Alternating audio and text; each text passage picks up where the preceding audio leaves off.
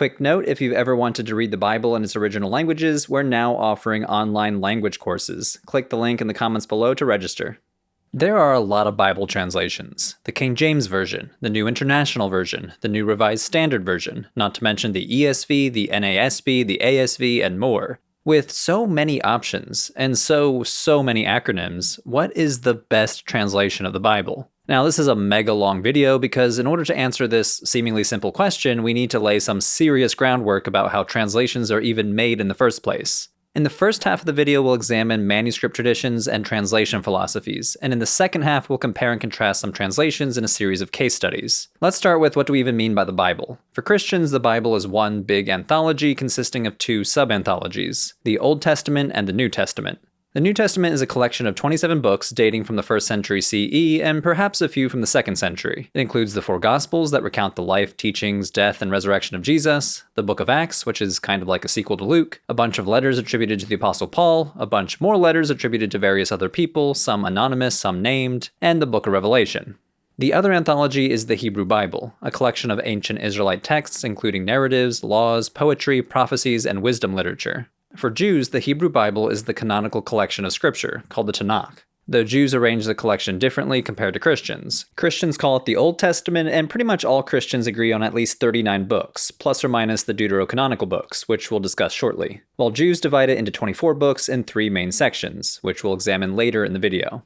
A few things to add here. Many Christians, particularly Catholics and the various branches of Orthodoxy, also recognize additional books of the Old Testament, called the Deuterocanon. Historically, Protestants labeled these texts as the Apocrypha, which was meant as a derogatory label meaning secretive, in order to associate these texts with heretical books. Now, not all Bibles that you pick up off the shelf will include the Deuterocanon, and that largely depends on the popularity of a particular version within particular Christian denominations. For example, the New Jerusalem Bible, which is popular among English-speaking Catholics, includes the deuterocanonical books, while the NIV, one of the most popular versions among evangelical Protestants, excludes it. So even though we're answering a seemingly simple question, what is the best translation of the Bible, things can get complicated pretty quickly. For example, Eastern Orthodox churches have a slightly different collection of deuterocanonical books. The Samaritans, an Israelite group who trace their religious and ethnic identity to antiquity just like the Jews, accept only the Torah as scripture. The Ethiopian and Eritrean Orthodox churches have a broader canon consisting of 81 books, which includes the Book of Enoch and the Book of Jubilees. These topics are very interesting and worthwhile to study in their own right, but for the sake of simplicity, we'll be focusing only on translations of the Hebrew Bible and the New Testament, as well as the deuterocanonical books when relevant. Also, for the sake of simplicity, we'll be comparing English translations of the Bible, though the entire Bible has been translated into over 700 languages, ranging from hugely popular languages like Chinese, Hindi, and Spanish to the most obscure. So speaking of languages, what languages are we translating from? After all, the Bible was not composed in English.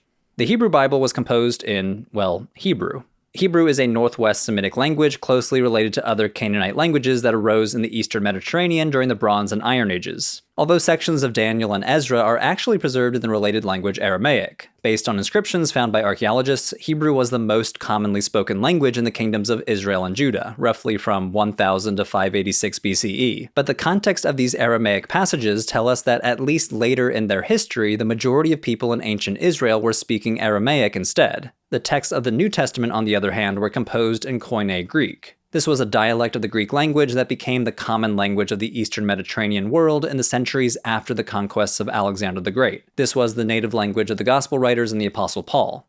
Now, before we talk about translating the actual Hebrew, Aramaic, and Greek words on the pages, we need to talk about the actual physical pages themselves. The words of the Bible don't float through time. They're transmitted in physical objects called manuscripts. Scholars call the patterns of readings found in groups of these manuscripts as manuscript traditions. In other words, a manuscript tradition is kind of like a family tree of texts that shares similar features, showing how particular texts were copied and passed down over the generations, each group preserving its own version of the text. Okay, this is a little complicated, so here's an example of how different manuscript traditions can affect things. It would seem pretty normal to say that the King James Version and the New International Version are two different translations of the same text, but that's not quite right. These English versions are not actually translating the same thing. Consider Mark 1:41. Jesus had just been approached by a man with leprosy, and the man asked Jesus to heal him. In the King James Version, the verse reads, "And Jesus, moved with compassion, put forth his hand and touched him." The New International Version, on the other hand, reads, "Jesus was indignant. He reached out his hand and touched the man." So, did Jesus have compassion on the man, or did he get angry? This is not a translation choice. There is no Greek word that can mean either mad or compassionate. The KJV and the NIV are actually translating two different underlying texts transmitted in different manuscript traditions. And then two different Greek words in those traditions give rise to two different English translations. Another example, Matthew 18:11 in the New King James Version says, "For the Son of Man is come to save that which was lost." But try looking up that verse in the NIV, ESV, or NRSV. You won't find it. There is no such verse. Matthew 18:10 jumps to Matthew 18:12. Again, translators didn't just decide to leave out a sentence to produce a better sounding translation. In other words, the omission of an entire verse is not simply an interpretive choice. Rather, these English translations are using different underlying manuscript traditions. So let's look a little more in detail how this works historically. As I said, most of the Hebrew Bible was written in Hebrew, and the New Testament was written in Greek. Like virtually all pre-modern books, the original copies of the biblical literature, what scholars call an autograph, are lost forever. So the original copy of the book of John no longer exists. The original copy of the book of Genesis no longer exists. Instead, we have thousands and thousands of manuscripts written between the 2nd and 15th centuries CE. Any text copied by hand this many times for this long is going to develop some variations in the various manuscripts. Copyists make mistakes, and sometimes they make changes on purpose. However it happened, there are now plenty of differences between the manuscripts of any given book of the Bible. As a result, English versions not only need to translate an ancient text into a modern language, but they need to decide what manuscripts should be translated in the first place. For the New Testament, the majority of well-known translations belong to one of two groups. The King James Version and its successors are based on the so-called Textus Receptus, while most other versions are based on what scholars call a critical edition. The history of these editions would take another video entirely, but briefly, the Textus Receptus refers to an edition of the New Testament largely based on the work of the scholar Erasmus. For his edition, first published in 1516, Erasmus used only 7 incomplete Greek manuscripts from the 12th to 15th centuries. Now, later scholars modified Erasmus's text, but these are still called the Textus Receptus. The French Protestant theologian Theodore Beza, for example, created an edition that was the most popular manuscript used by the KJV translators. These manuscripts contained a text of the New Testament that has traditionally been called the Byzantine text, or sometimes referred to as the majority text type. The other major group of English versions are based on what scholars call a critical edition. Remember that Erasmus used 7 incomplete manuscripts of the New Testament, the oldest of which was from the 12th century. But even in Erasmus's own time, this was not the only approach. Just 2 years after his first edition, in 1518, a Spanish team published the Complutensian Polyglot. In 6 massive volumes, the team printed the Hebrew, Latin, and Greek texts of the Old and New Testament side by side. They also published an ancient Aramaic translation alongside the Hebrew of the Old Testament called the Targum Onkelos. Polyglot Bibles reflected the same goal as Erasmus, access the ancient text itself, but with a different logic. Use a maximum amount of evidence to reconstruct ancient texts. In general, scholars follow the logic of the Polyglot Bibles rather than the Erasmus edition. They use ancient translations of the Bible in other languages, like Latin, Syriac, and Coptic, and modern scholars also have access to manuscripts discovered in the last 200 years. The Greek translation of the Bible called the Codex Sinaiticus, discovered in the 1840s, many translations of biblical books found among the Dead Sea Scrolls, discovered in the 1940s, and fragments of biblical books preserved in the dry climate of Egypt, mostly discovered in the 19th and 20th centuries. Critical editions try to synthesize all of this information and present the editor's best attempt at reconstructing what scholars call an authorial form. Basically, their best effort to piece together the text as it was originally written down. Importantly, critical editions also present the reader with a critical apparatus. What you're looking at on screen is a critical apparatus. You can see the editor's reconstructed text on top, and the small text in the footnotes demonstrates the editor's evidence. Almost all modern translations not based on the Textus Receptus use the latest edition of Nestle Aland's Novum Testamentum Graeca, first published in the late 1800s but has been updated multiple times over the next century. So how does all of this affect translators? The distinction between a translation using the Textus Receptus and one using a critical edition is pretty clear when we look at big differences between the translations. For example, in most surviving manuscripts of John, there's a story about Jesus and a woman caught in adultery. But this story is not found in our oldest and typically most reliable manuscripts of John. The KJV, which relies on the Textus Receptus, includes the story, but most scholars today judge that the story was probably not originally part of the Gospel of John, and most modern translations that follow the critical edition print the text in brackets, and draw attention to the fact that the passage does not appear in our earliest manuscripts. But things get more complicated when decisions about textual variants are not so obvious. Let's return to the example about Jesus being compassionate or angry in the first chapter of Mark. The King James Version describes Jesus as compassionate, which follows the majority of manuscripts, the so-called Byzantine tradition. Most of the earliest manuscripts also agree, so for this verse, the editors of Nestle Aland's 28th critical edition follow the Textus Receptus and print the word meaning compassionate. And so the ESV, NRSV, and most other modern translations describe Jesus as moved with pity, or something like that. But the committee responsible for the NIV did not agree. They used the same critical edition, but they used it to reach a different conclusion about what was the actual oldest form of the text. One early Greek manuscript, several of the oldest Latin manuscripts, and a newly discovered Syriac manuscript used the word meaning angry. And the NIV committee thought this evidence was more compelling. So their version reads, Jesus was indignant. In this case, the NIV is translating from a text that differs from both the KJV and most other modern translations. The critical edition agreed with the Textus Receptus, but the NIV committee moved away from both, using the tools of the critical edition. All this to say, the divisions between the Textus Receptus and critical editions is not always clear-cut. Translations of the Hebrew Bible are complicated in similar ways. The KJV is a translation of the Masoretic text, an important recension of the Hebrew Bible known from several manuscripts no older than the 10th century CE. But scholars have long had access to much older Greek translations of the Christian Old Testament that contain a sometimes significantly different text. This Greek text is often called the Septuagint, and there are Christian communities like the Eastern Orthodox who still use only this text. Most modern translations of the Hebrew Bible amend the Masoretic text, drawing upon the Greek texts and more recently discovered Hebrew texts from the Dead Sea Scrolls. For example, many of the texts of the Book of Isaiah from Qumran, where the Dead Sea Scrolls were discovered, are almost identical to the Book of Isaiah found within the Masoretic texts. But there are small differences, meaning that the text of the Hebrew Bible was not entirely set by the time of the Dead Sea Scrolls. The most famous scroll from Qumran, the Isaiah scroll, contains over 2,600 textual variants, but it still preserves the entirety of the Book of Isaiah. Most of the time, these variants between texts are very small, such as deleting a single word or a single letter. Other times, the differences are pretty big and preserve almost entirely different stories. However, unlike the New Testament, scholars so far have used a different type of critical edition. Instead of trying to produce a critical edition that approximates an original, the standard academic edition of the Hebrew Bible prints the text of one 11th century manuscript, Codex Leningradensis, with variant readings noted in its apparatus. This is called the Biblia Hebraica Stuttgartensia, or the BHS. Now, while the type of critical edition may vary, the ways this affects translation remains the same. Consider 1 Samuel 17:4, the description of the giant Goliath. The Masoretic text describes Goliath's height as 6 cubits and a span, which is well over 9 feet tall. This is what you'll find in the King James Version and still most modern translations. But the Greek text and one of the Hebrew Dead Sea Scrolls describes Goliath as only 4 cubits and a span, which is close to 7 feet tall. Like the different emotions of Jesus in Mark chapter 1, this difference in height is a result of relying on different underlying texts.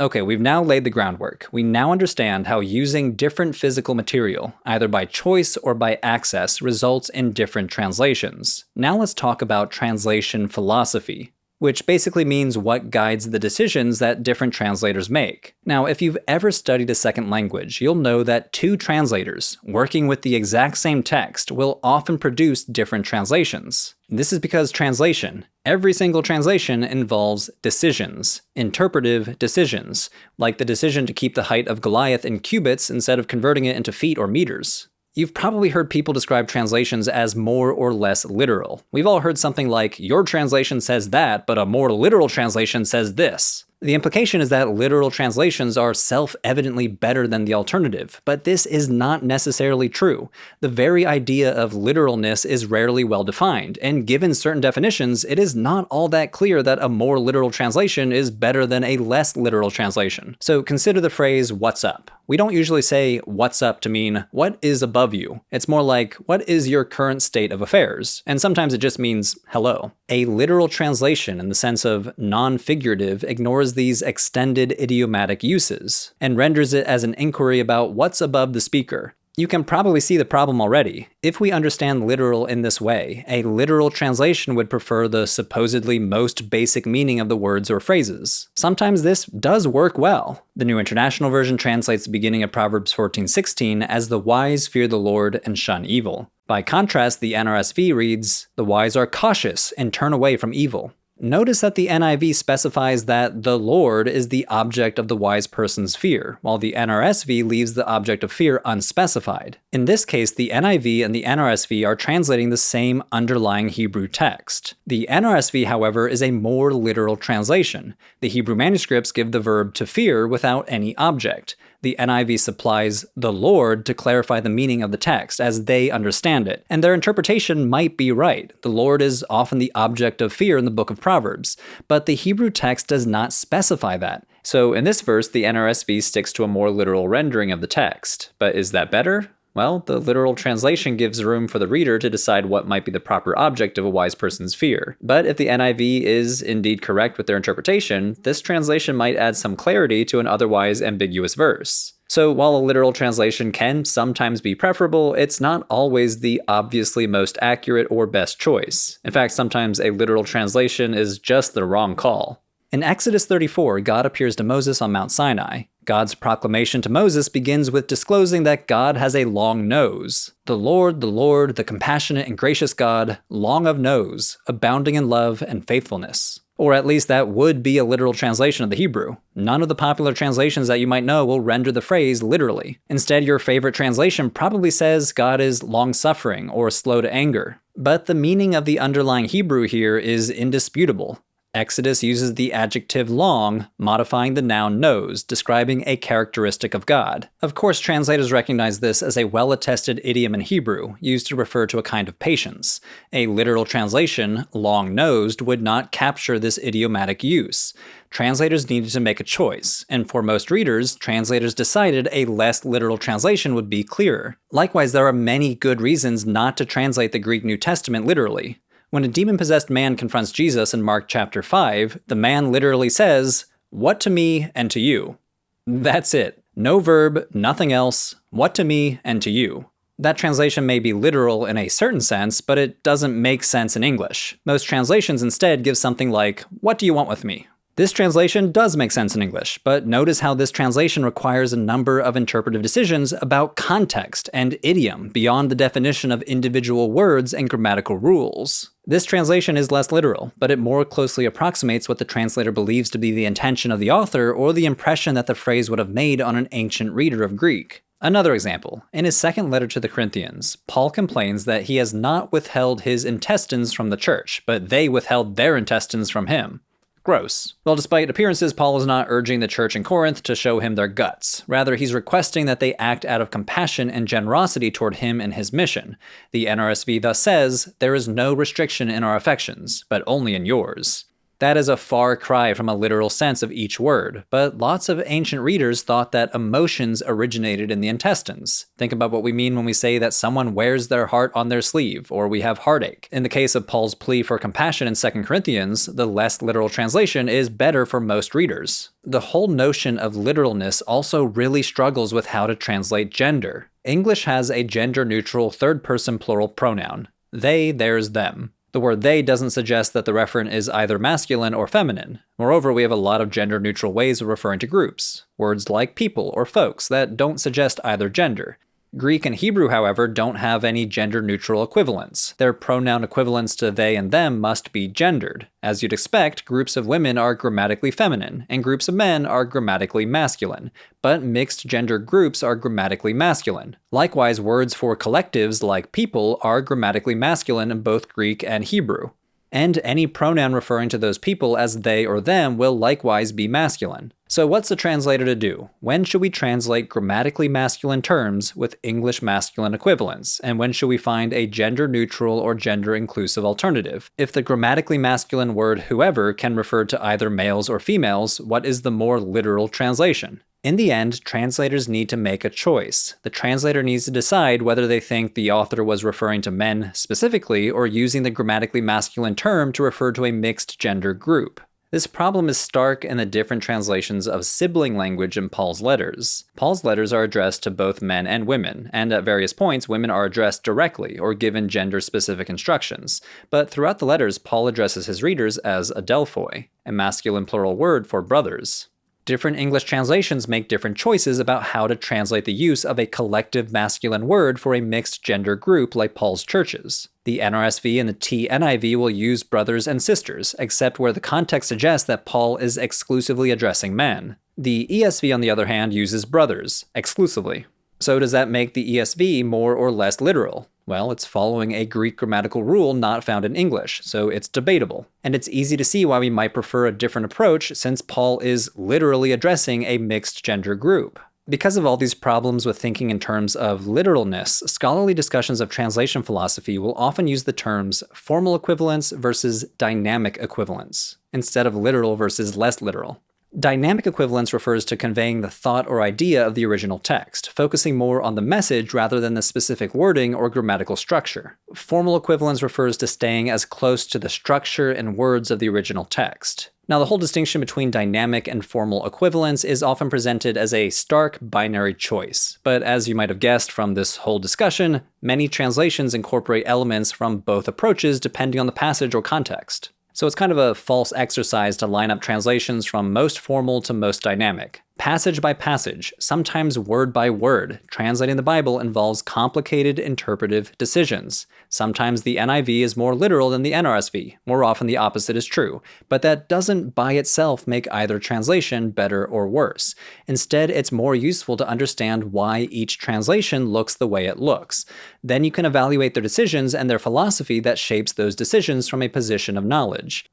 Okay, so we've talked about manuscripts, and we've talked about translation philosophies. Now it's time for a few case studies. There are way too many translations to cover them all in one video, so we'll just examine a few of the most popular translations. Let's start with the New Revised Standard Version, or the NRSV. It's called the New Revised Standard Version because it updates a translation from the 1940s called the Revised Standard Version, or the RSV. The RSV was first published in 1946 by a partnership of American churches called the National Council of Churches, which includes 37 different members, including mainline Protestants, evangelicals, and several Orthodox churches. The NRSV set out to update the RSV in order to incorporate the most recent advances in scholarship and discoveries like the Dead Sea Scrolls. It was published in 1989 and updated in 2021, so the most recent version is called the NRSV Updated Edition. The translation team was mostly made up of Protestant scholars, but they explicitly claimed to resist theological bias in their translation. In the intro to the RSV, the translator said, "There is no place for theology in Bible translation, whether conservative or radical or whatever else." The RSV tends to lean more toward the formal equivalence side of the translation philosophy spectrum, though the NRSV is a bit more flexible from time to time. Dr. Bruce Metzger, the original chair of the translation committee, said that their mandate was to produce a translation that was as literal as possible, as free as necessary. And overall, they do manage to stick to that principle. Now, the NRSV is the preferred translation among biblical scholars, making it the most likely translation you'll encounter in peer-reviewed scholarship, university classrooms, and on my YouTube channel. Now, this is partly because it happens to be a very accurate and readable translation, but I would argue that the main reason that academics prefer this translation is because it's ecumenical, which at least in Christian circles means representing a variety of churches or denominations. Even though it was published by a Christian organization, the NRSV did not claim any particular denominational or religious affiliation. And the translation committee featured an ideologically diverse slate of editors and reviewers from many different perspectives, including Jewish and Christian scholars and scholars with no religious affiliation at all. This means that tough translation decisions were put to a vote among subcommittees of experts with different perspectives. This not only aims to mitigate theologically biased translations, but it also means that the NRSV generally reflects consensus scholarship, resisting idiosyncratic translations. Just as a quick example, consider a famous passage from Isaiah 7 verse 14, a text that many Christians interpret as a prophecy about the Virgin Mary giving birth to Jesus. The NRSV reads, "Therefore the Lord himself will give you a sign. Look, the young woman is with child, and shall bear a son, and shall name him Emmanuel." Compare this to the ESV and the NIV, which, as we'll examine shortly, more consistently align with a Protestant theological bias. The Hebrew word that the ESV and NIV translate here as virgin is alma, which literally means young woman. This word does not imply anything about whether or not she has had sex before. In fact, Hebrew does have a word for virgin, which appears in several places in the Hebrew Bible. When the Hebrew Bible was translated into Greek, this word alma was translated as parthenos, which can mean virgin. And because whoever wrote the Gospel of Matthew used Greek translations of the Hebrew Bible and was writing for a Greek-speaking audience, it was this Greek translation that made it into his Gospel.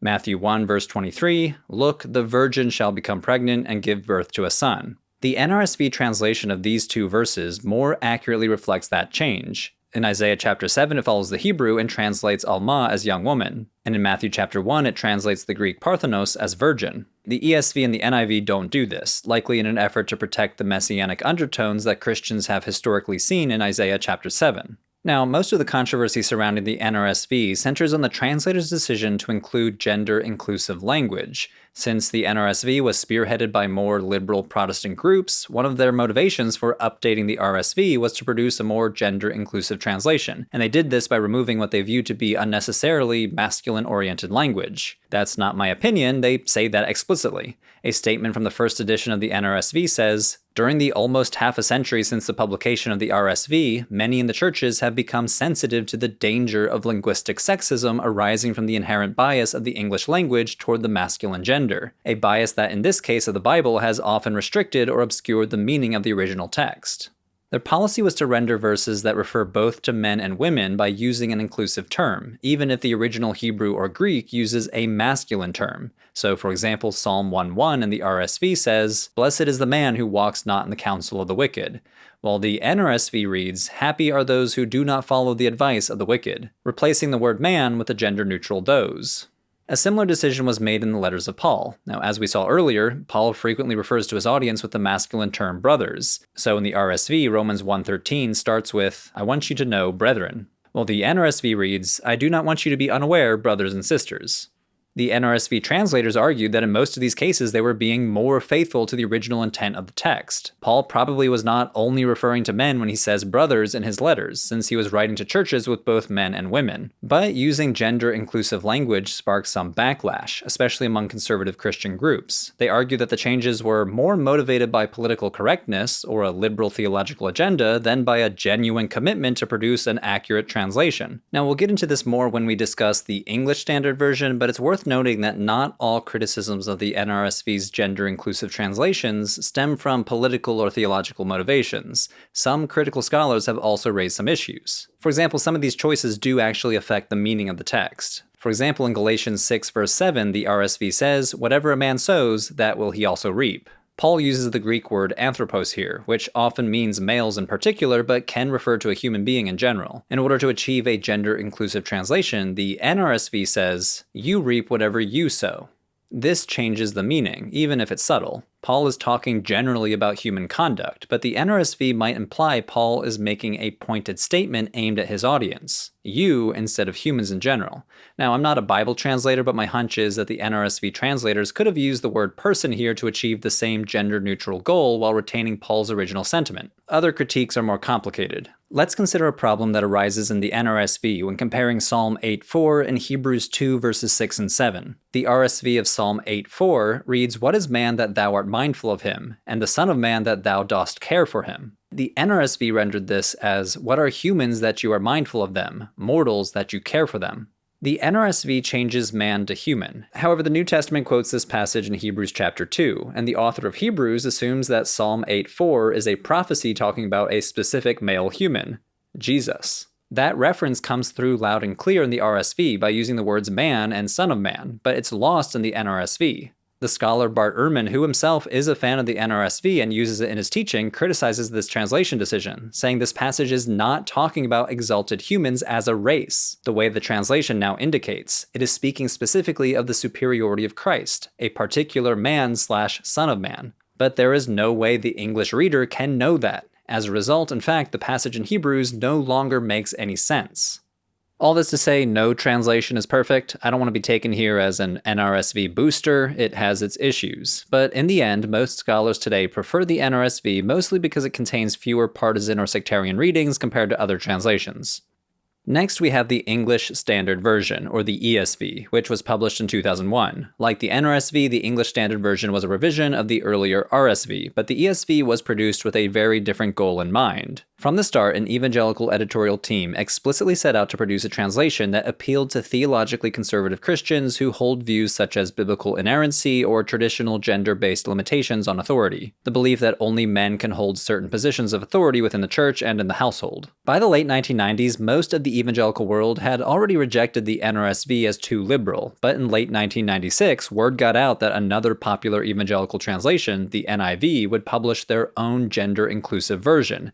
This triggered a gigantic backlash from certain corners of the evangelical world. For example, the theologian Wayne Grudem, who I already mentioned, co-authored a book criticizing gender-inclusive language, titled The Gender-Neutral Bible Controversy: Muting the Masculinity in God's Words. Although the NIV's publisher eventually backed down, Grudem and others decided to make their own translation. They set to work systematically amending the 1971 version of the RSV. In a 2016 interview, Grudem stated their mission: "We took out all the traces of liberalism and updated the RSV."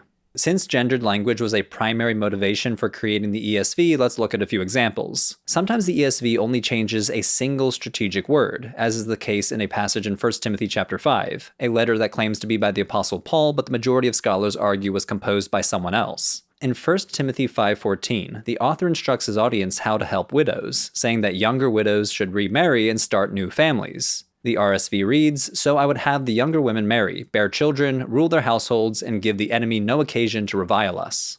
That phrase, "rule their household," is rendering a single Greek verb, oikodespoteo, which is a compound word from oikos, meaning home, and despoteo, meaning to rule or to be a master of. So the verb quite literally means to rule a household. It's a strong verb. You can see the English word despot in there. In his analysis of the ESV, the sociologist Samuel Perry notes that this translation potentially gives the idea that young married women are exercising considerable authority in their homes, possibly even over their husbands. So it's perhaps telling that the ESV changes only this verb, to manage their households. A markedly less powerful sounding translation that suggests young wives are merely managers of the home where men still rule. Another example appears in Romans 16:1. In this verse, Paul mentions a woman named Phoebe who presumably delivered the letter to the Roman church. The RSV reads, "I commend to you our sister Phoebe, a deaconess of the church at Cenchreae." Paul calls her a diakonos, which can mean servant, but it's widely understood by scholars to indicate some sort of administrative or official position within early Christian communities. Specifically, he calls her a deaconess at the church at Cenchreae, which strongly suggests that she held some sort of position of authority in this community.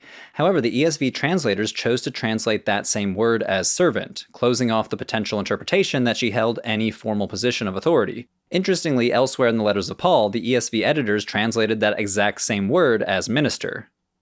In another instance, the ESV translators actually added a word that does not appear in the original text. In 1 Timothy 3, the author describes the qualifications for deacons. He writes, "Deacons likewise must be serious, not double-tongued, not indulging in much wine, not greedy for money." And then the text says, "Gunaikos likewise must be serious, not slanderers, but temperate, faithful in all things." Gunaikos can literally mean women or wives. Does the author mean female deacons or wives of the deacons? The NRSV says, "Women likewise must be serious," and includes a footnote flagging the possible alternate translation, wives. The ESV, on the other hand, inserts the possessive pronoun, their wives, which does not appear in the original Greek, but it does solidify the interpretation that the verse is referring to the wives of the deacons, and limits any possible interpretation that women may also be deacons. This is a good example of why literalness is not a clear benefit or should be taken at face value. Wayne Grudem argued that every single word of the Bible in its original language is spoken to us by God, and thus he set out to create what he called an essentially literal translation. But in the case of the ESV, conservative evangelical identity politics seem to be shaping the translation, and sometimes supersedes a more literal reading.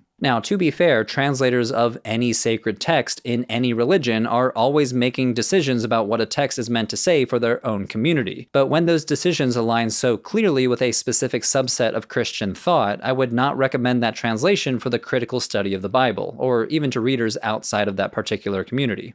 Turning now to another popular translation, the New International Version, or the NIV. Published in 1978, the NIV is one of the top-selling Bible translations of all time in any language, and like most contemporary translations, the NIV relies on critical editions of the original languages, and the NIV's translation philosophy falls more on the dynamic side of the spectrum.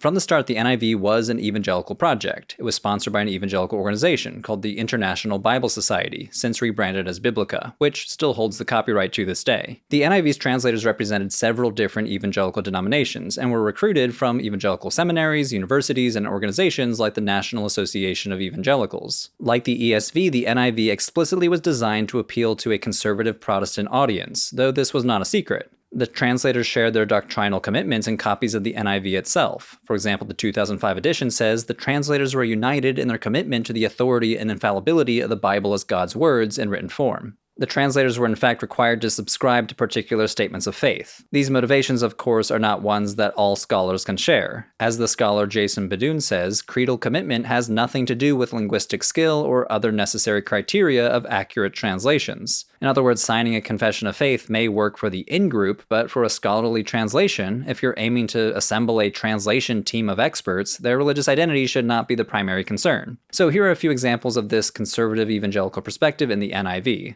In Ephesians chapter 2, verse 3, the NRSV says, "All of us once lived among them in the passions of our flesh, doing the will of flesh and senses, and we were by nature children of wrath, like everyone else." By comparison, the NIV says, "Like the rest, we were by nature deserving of wrath." The NRSV is more literal. It translates the word children with the modifying word of wrath. So the NIV's choice to add the word deserving is quite a stretch, but it's a choice that aligns better with some conservative Protestant theology, emphasizing the inherent sinfulness of humanity and that people deserve eternal punishment. 1 Peter 4:6 is another example, though it's a notoriously confusing passage. The NRSV sticks pretty close to the original Greek. "For this is the reason the gospel was proclaimed even to the dead." Does this mean someone can be saved even after death? Well, many Christians say yes, but evangelicals not so much, and we see this evangelical perspective in the NIV. "For this is the reason the gospel was preached even to those who are now dead." As in, they were told about the gospel before they died, which precludes the notion that post-mortem salvation is possible. A similar tendency shapes the NIV's translation of the Old Testament. For example, scholars have long recognized that Genesis contains two creation accounts. One runs from Genesis 1:1 to the first half of Genesis 2:4, and the second from the latter part of Genesis 2:4 to the end of chapter 3. One of the key differences between these two creation accounts is the order of creation. In the first account, humans are created last, but in the second account, one of the first things that God does is create a man and then plant a garden for him. Genesis 2:7 says God creates a man, verse 8, God plants a garden, and then in verse 19, God makes animals, because the man is all alone. Most English translations leave this tension between Genesis 1 and 2 unresolved. It's pretty unambiguous. The NRSV even includes a heading, another account of the creation, halfway through Genesis 2:4. However, the NIV alters the verb tenses in chapter 2 to make it sound like events that happen in sequence are actually out of sequence. God creates a man, but then God had planted a garden, and God had made animals. The use of had implies that these actions occurred earlier, as in God created the garden and animals before humans, even though there's not much textual basis for this translation. But it does reflect an attempt at harmonizing the different sequences of Genesis 1 and 2. So like the ESV, I do not recommend the NIV for the critical study of the Bible, and it should be considered an in-group translation for conservative Protestants. Though the NIV is even unpopular with otherwise respected scholars within Protestant Christianity, such as the Anglican scholar N.T. Wright. In 2009, he wrote about how he grew increasingly disillusioned by the translation as he went through the letters of Paul. He says, "Again and again, with the Greek text in front of me and the NIV beside it, I discovered that the translators had another principle. To make sure that Paul should say what the broadly Protestant and evangelical tradition said he said." Okay, we've been talking a lot about Protestants. What about Catholics? Let's turn now to the New American Bible. Originally published in 1970, the New American Bible is the only English translation of the Bible authorized for use in Catholic liturgy in the US. It was produced in response to a papal encyclical issued by Pope Pius XII in 1943, called Divino Afflante Spiritu, or Inspired by the Divine Spirit, which fundamentally revolutionized Catholic biblical studies. Before this, Catholic Bible translations were primarily based on the Latin Vulgate, a Latin translation of the Bible produced by St. Jerome in the late 4th century. While the Vulgate was and is a vital part of the Catholic Church's tradition, Pope Pius XII encouraged Catholic scholars to produce translations based on manuscripts in the original languages, and use historical critical methods of interpretation. This meant that the Bible should be studied in light of new archaeological discoveries like the Dead Sea Scrolls. So the NAB, as with other modern translations, is based on critical editions. The translation team featured mostly Catholic scholars, though a few Protestant scholars participated as well. So we saw with the NIV and the ESV that the specific theological goals of the translation team found their way into the text. So what about the NAB? Is it a uniquely and particularly Catholic translation? Let's take a couple of examples where we might expect the differences between Protestant and Catholic theology to shape the translation. One of the best-known disagreements between Catholic and Protestant interpreters is the Catholic teaching of the perpetual virginity of Mary. According to Catholic tradition, Mary had no other children after Jesus. She remained a perpetual virgin. For Protestant denominations, that's generally not the case, and they believe that Mary birthed other kids after Jesus. So what does the NAB do with a few verses that complicate this teaching? The Gospel of Mark, chapter 6, verses 1 through 3. He departed from there and came to his native place, accompanied by his disciples. When the Sabbath came, he began to teach in the synagogue, and many who heard him were astonished. They said, "Where did this man get all this? What kind of wisdom has been given him? What mighty deeds are wrought by his hands? Is he not the carpenter, the son of Mary, and the brother of James and Joseph and Judas and Simon? And are not his sisters here with us?" You're not reading that wrong. It sounds like Jesus had brothers and sisters, and the NAB just literally translates the Greek as brother and sisters. This is virtually the same as the ESV and the NRSV. No sugarcoating, no attempt at trying to shape the translation to match the doctrine of Mary's perpetual virginity. But the NAB does include a long footnote. The footnote explains three things. First, it points out that in the Hebrew Bible, the terms brother and sister can be used for family one step removed, like cousins, nieces, or nephews. Second, it notes that while usage can't be taken for granted, it's clear that in the same chapter in verse 17 that the gospel uses brother for Herod's half-brother Philip, and so the verse could be referring to half-siblings. Third, it concedes that it's possible that the author of Mark takes brother in the literal sense. And finally, the key sentence. The question of meaning here would not have arisen but for the faith of the Church and Mary's perpetual virginity. From this, we learn something important about the New American Bible. The translation team took adherence to the text very seriously. Even though the idea of Mary's perpetual virginity is crucial, the meaning of the text is debatable. They make the decision to keep their version within the reasonable range of meanings of the original text, rather than introducing a questionable doctrinal translation. But they do provide some arguments and counter-arguments in the footnotes. And in general, that's the way the New American Bible works. It follows a similar philosophy to the NRSV, a historical critical approach trying to use the tools available in biblical scholarship to communicate what the texts most reasonably meant in their time. But what it adds alongside the text, like in the footnotes, what scholars might call its paratextual philosophy, is much more Catholic, and its scholarly commentary is often quite doctrinal. And this is consistent throughout the NAB. What about Isaiah 7:14 and the translation of Alma? Sure enough, the NAB is in line with the consensus of Hebrew philologists, translating it as young woman, without further commentary. What about Psalm 8:4, where the NRSV arguably tripped up? Look it up in the NAB and it reads, "What is man?" So a little less emphasis on gender inclusivity. What about the verb tense problems introduced by the NIV in Genesis chapter 2? No hint of it, which translates the events in sequence with the simple past tense. There's first man, then garden, then animals. This is not really surprising. Catholic teaching is not particularly concerned with textual inconsistencies, and has a long history of pre-modern Christians who dealt with those inconsistencies head-on, like St. Augustine. Okay, so far we've focused on Christian translations, but obviously Christians are not the only Bible translators. We've been talking so much about the Septuagint, the Greek text used so heavily by ancient Christians, but this was an ancient Jewish translation for Greek-speaking Jews. And we've already mentioned the Targums, ancient Jewish translations from Hebrew into Aramaic for the benefit of Aramaic-speaking synagogue communities. The long history of Jewish translations of the Hebrew Bible was a point made by the editors of the Jewish publication Society Tanakh, a translation of the Hebrew Bible into English which was published in 1917. Scholars more often use the phrase Hebrew Bible, but Jews call it the Tanakh. See, Jews arranged the collection in three main sections: the Torah, the first 5 books of the Hebrew Bible, the Nevi'im, or the prophets, and the Ketuvim, or the writings. Take the initial Hebrew letter of these 3 sections and you get the acronym Tanakh.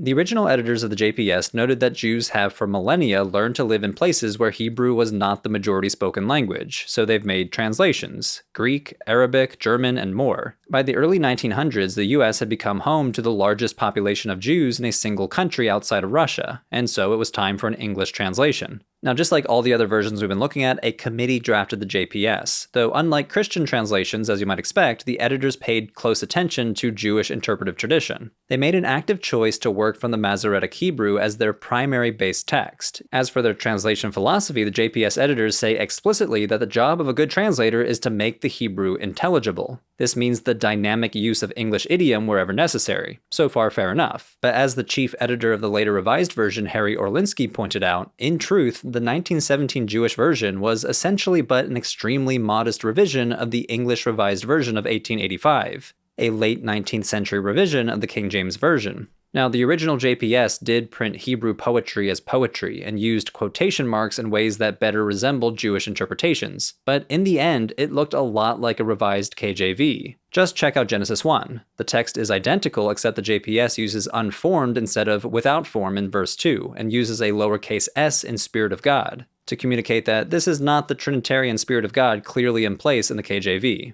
Now, that doesn't mean there was nothing distinctive about the original JPS. This was first and foremost a Jewish version translated by Jewish academics. The similarity to the King James was not because of some desire to be more Christian. As they felt it, it was because of an attachment to the poetic power of the Jewish Bible in their own English. And here and there you can find distinction even in the JPS. A good example is Proverbs 31:10 and 29. These are the so-called woman of valor verses. In the 1885 authorized version, the translation was woman of virtue, which doesn't carry the same sense. Most modern translations now use valor, but even back then the JPS did this in order to try to make good on the specific Hebrew word used here, chayil, a word with unambiguous militaristic vibes almost everywhere else it appears. Now, Jewish denominations don't really use the 1917 JPS anymore. It was very successful for its time, but a revised version was published fully by 1985, translated by a team led by the aforementioned Harry Orlinsky. The new JPS Tanakh quickly became the majority-use Jewish Bible for conservative and Reform Jews, as well as for many Orthodox synagogues. The NJPS continues the legacy of the JPS, but tries to make good on the idea that this is, after all, a translation that can stand on its own 2 feet. The NJPS uses the critical edition of the Masoretic text used by other scholars, the Biblia Hebraica Stuttgartensia, and the editors spend some time emphasizing the NJPS's similarity to the manuscript it takes as its base text, the Leningrad Codex, completed in 1008 CE and the oldest known complete manuscript of the Hebrew Bible in Hebrew. The editors were not particularly concerned in recreating an earlier or original text, because, as they argue, even the text-critical efforts of modern scholars will always result in a text that has continually evolved, and so, as they argue, there's not much to gain from trying to reconstruct an original. Instead, they valued what they call a defensible text, and for them, the fact that the NJPS agrees with the Leningrad Codex establishes that defensibility.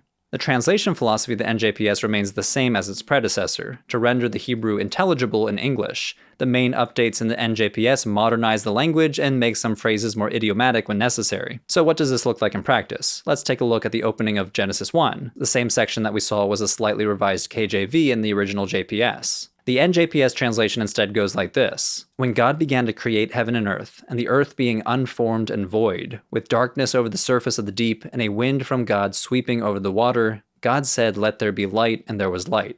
Now, a few things set this apart from most Christian translations. First, the translators leveraged the distinctiveness of Hebrew vocabulary and idiom. Instead of translating the Hebrew word ruach as spirit or uppercase spirit, they used the more common meaning wind.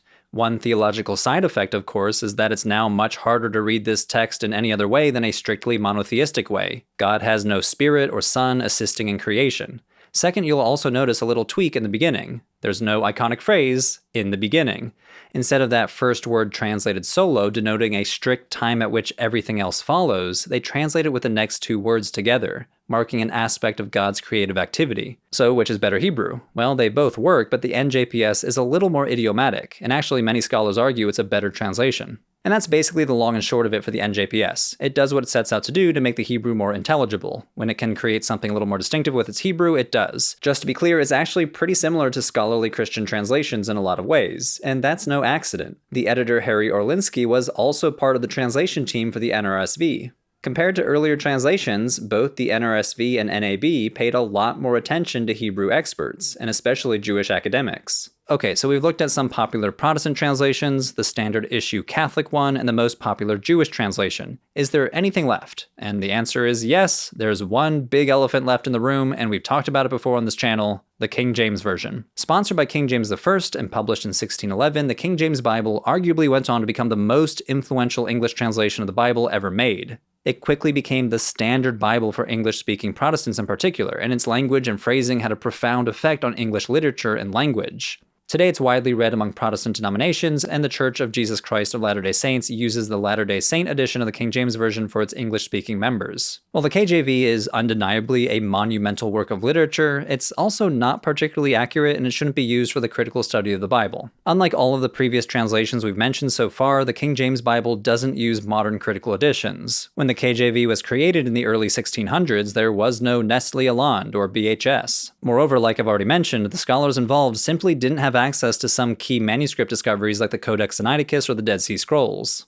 The KJV translators used what they had, for better or for worse. For the New Testament, they used the edition of Beza, as well as the Textus Receptus attributed to Erasmus, and the texts of the Complutensian Polyglot. For the Hebrew Bible, they used Hebrew and Greek manuscripts, but it's unclear what editions and manuscripts they used, though they were certainly using the text in the Polyglot as well as some Hebrew editions with Latin translations. Scholars would not call this a critical edition, but it was also a pretty extensive set for the time, and the translation team boasted some serious expertise in the relevant languages. The main issue with the KJV is not just the manuscripts. The main issue is that it was explicitly commissioned by King James I as an updating of an existing English Bible, the Bishop's Bible. The Bishop's Bible was first published in 1568, and it was explicitly crafted to reflect the theology of the Church of England. That meant that the work of the KJV was done with an edition of the Bishop's Bible in front of them. Revision was the main point, and the translators made deep but inconsistent dives into all of their material when they changed things from the Bishop's Bible. As a consequence, as scholars have noted, dozens of words or phrases are included in the KJV that have little or no basis in Greek manuscripts. In theory, the approach of the translation is formal equivalence. It aims to reflect the basic sense of the words, but it also contains a lot of simple mistranslations. Also, on multiple occasions, the KJV appears to be influenced by specific Christian theological views, affecting the translation choices. Now, I talk about this in an earlier video, but briefly consider the story of the fiery furnace from the book of Daniel, when 3 young Judean men are cast into a blazing furnace by the king of Babylon. In the furnace, a 4th figure is seen beside them.